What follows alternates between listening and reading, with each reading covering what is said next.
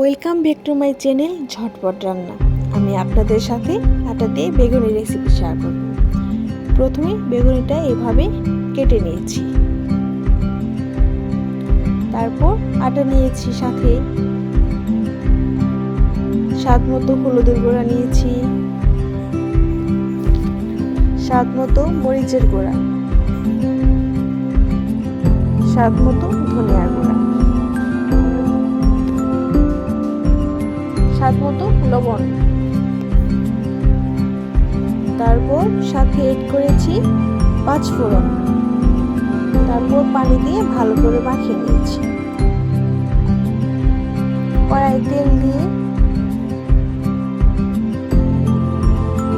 বেগুনটা আটা দিয়ে ডুবিয়ে একটা করে নিয়ে কড়াই দিয়ে দিয়েছি।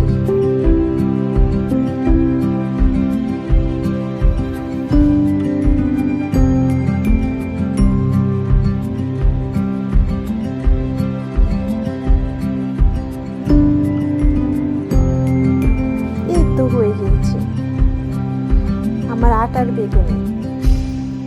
অনেক তো খেয়েছেন বেসনি বেগুনি, একবার আটার বেগুনি ট্রাই করে দেখুন, অনেক মজা হয়েছে।